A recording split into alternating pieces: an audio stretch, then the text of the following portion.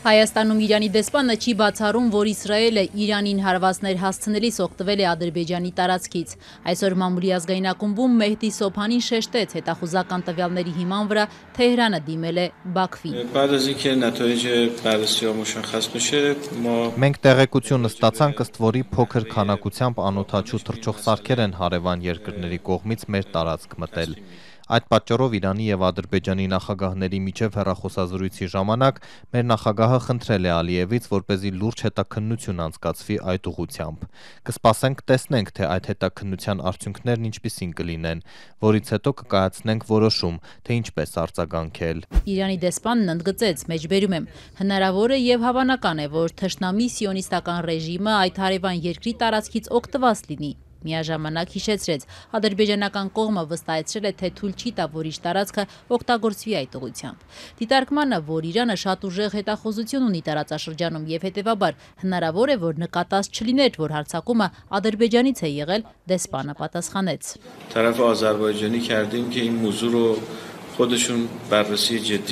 Հենց մեր հետախուզական համակարգի կողմից է եղել, որպեսզի իրանական կողմը դիմի Ադրբեջանին այդ հետաքննությունը անցկացնելու համար։ Մենք կսպասենք պաշտոնական աղբյուրների հայտարարությանը։ Իրանի նախագահ Մասուդ Փեզեշքյանը երեկ Ադրբեջանի նախագահի հետ հեռախոսազրույցում հորդորել էր Իլհամ Ալիևին մանրակրկիտ հետաքննել հաղորդումները, որոնց համաձայն իսրայելական անօդաչու թռչող սարքերը եւ ինքնաթիռները կարող էին Իրանի օդային տարածք մտնել Ադրբեջանի տարածքով։ Ալիևը հերքել էր այդ պնդումներն, ասելով, թե Ադրբեջանը թույլ չի տա իր տարածքն օգտագործել Իրանի դեմ։ Չնայած Բաքվից հնչող հավաստիացումներին իսրայելական լրատվամիջոցները հղում անելով պաշտպանության ոլորտի անանուն մի պաշտոնյայի երեկ հաղորդել էին, որ իսրայելական զինված ուժերը պատերազմի ընթացքում գործել են Իրանին մոտ մի երկրում, առանց հստակեցնելու, թե որ երկրի մասին է խոսքը։ Վերջին շրջանում Բաքուն եւ Թել Ավիվը սերտացրել են իրենց համագործակցությունը, այդ թվում պաշտպանական ոլորտում։ Ստոկհոլմի միջազգային խաղաղության հետազոտությունների ինստիտուտի տվյալներով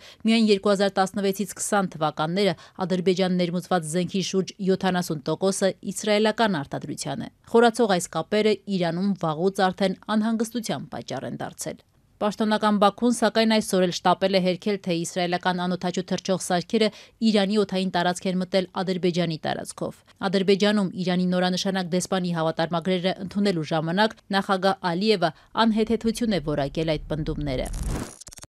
Որոշ շրջանակներ կեղծ լուրերի եւ ստի վրա հիմնված տեղեկություն են տարածում, վնասելով Իրանի եւ Ադրբեջանի հարաբերություններին։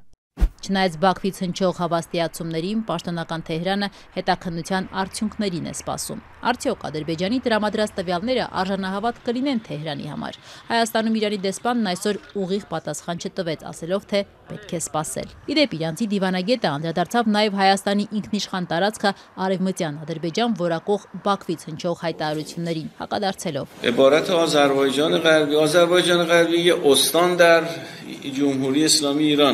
Արևմտյան Ադրբեջան անվանումը, որն օգտագործվում է, Իրանի Իսլամական Հանրապետության նահանգներից մեկի անունն է եւ այն չի կարող օգտագործվել որևէ այլ աշխարհագրական տարածքի համար, հատկապես եթե այն ենթադրում է տարածքային պահանջ, հատկապես Հայաստանի նկատմամբ։ Դեսպան Սոփանին այսօր էլ վերահաստատեց Իրանի դիրքորոշումը։ Թեհրանը կտրականապես մերժում է ցանկացած տարածքային պահանջ, որը խախտում է Հայաստանի տարածքային ամբողջականությունն ու ինքնիշխանությունը։